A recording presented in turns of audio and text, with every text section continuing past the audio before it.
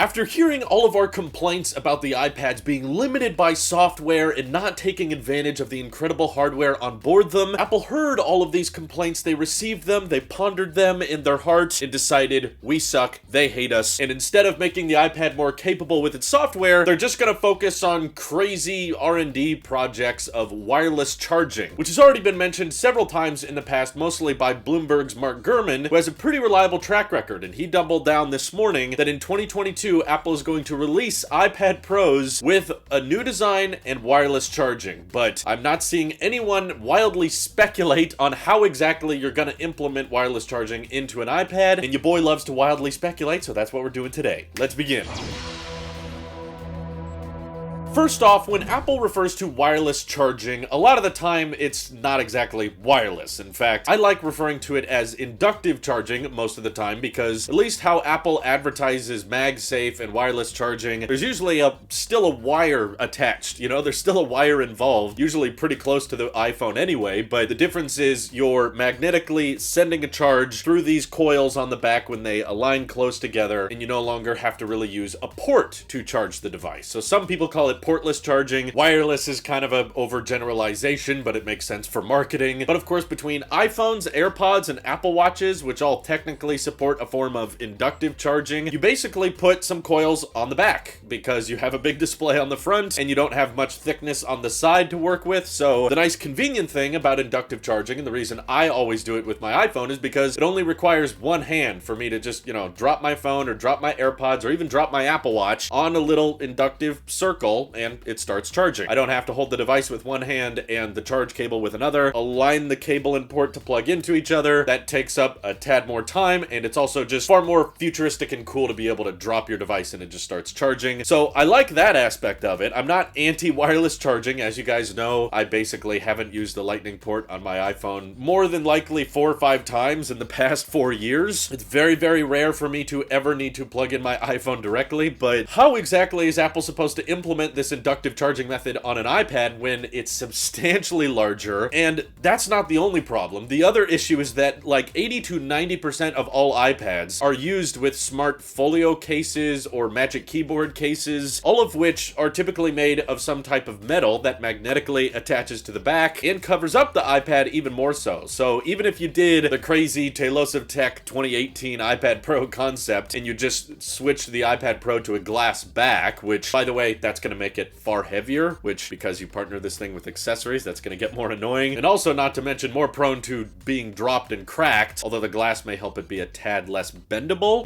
You win some, you lose some. You'd actually have to find a way to convert an inductive charger that can go through the keyboard cases or go through the smart folio accessories that everyone uses on these iPads. Plus, most people do not drop their iPad on a flat surface at the end of every day. A lot of people are just folding these things up and then propping them by the bed or keeping them in a bag or leaving them on a desk. What are the advantages of wireless charging on an iPad? And if you're going to do it on the back, because you basically have to, there's not really a good way to implement it any other direction. When are people actually supposed to use inductive charging on their iPads, especially if they're using them with keyboard cases all the time anyway? Well, I have a theory of my own, and it's very much based on speculation, but I think that the inductive charging technology Mark Gurman is hearing about, which granted, we still have a long way to go, so the finalized product is not done yet, and there's a lot of rumors and leaks that could change leading up to this report, but I actually think the wireless charging technology is a replacement for the smart connector. Right now, the smart connector, which docks on the back of your iPad, transfers data and power. It essentially allows you to, without Bluetooth and without a separate battery, connect a keyboard and trackpad to your iPad and send data, but also, thanks to the USB-C port on the Magic Keyboard case, you can charge your iPad through that port, therefore leaving your Thunderbolt port open on the iPad Pros, which I guess is a somewhat valuable port for the 3 people on Earth that are actually taking advantage of those Thunderbolt speeds with their iPads. And yes, all 3 are YouTubers. Now, if they were going with an inductive method, perhaps they're designing some type of next generation Magic Keyboard case that is going to, using coils, transfer that energy into the iPad Pro, which in this case is likely going to have an all-glass back, may result in a device that's somewhat thinner, which is a big complaint of the iPad Pros, I know. But with a glass back, you can make something more rigid and more solid than an aluminum back, which means it's less prone to bending, it can receive a wireless charge, and it's possible that Apple just doesn't want to go through the work of incorporating the smart connector on a glass-backed device. Maybe the smart connector pins aren't as reliable with a glass back. And then, of course, if you attach it to this next generation Magic Keyboard case, it will also receive data from the keys and the trackpad wirelessly. So it won't be about pins lining up anymore. And that's kind of the interesting part of this report, is that in the past, they've already detailed that this iPad Pro is supposed to not only support wireless charging, but also reverse wireless charging, kind of like the MagSafe battery pack, which is a stupid product, but it did technically show us that the iPhone is capable of giving off a wireless charge, because when you plug the iPhone in via Lightning, it actually charges up the battery pack. I have no clue what Apple was planning for any other use case of the reverse wireless charging feature. I can't imagine people like folding their iPad face down just so they can charge their iPhone and AirPods or something on the back. For one, that would charge really, really slowly, and on average, the iPhone battery will probably last longer than the iPad's battery. So it's kind of a weird feature that Apple could have demoed with the iPhone 12 and 13 series, and yet actively chose not to because they just agreed that like putting a device face down so that you can charge another device and use a lot of power in that conversion process is just not very useful or helpful. So with this glass-backed iPad Pro that might be coming out, it could actually send power to the keyboard case, and that's how you get your keys backlit. That's what powers the entire thing. So the Magic Keyboard case won't need its own battery, just like the current one doesn't. It's just, instead of receiving power via the smart connector, now it's receiving power inductively, which I don't know exactly why Apple wants to go through all these hoops to make this happen. Maybe it's just to get everyone to buy a new Magic Keyboard case. So, aha! Now you gotta spend another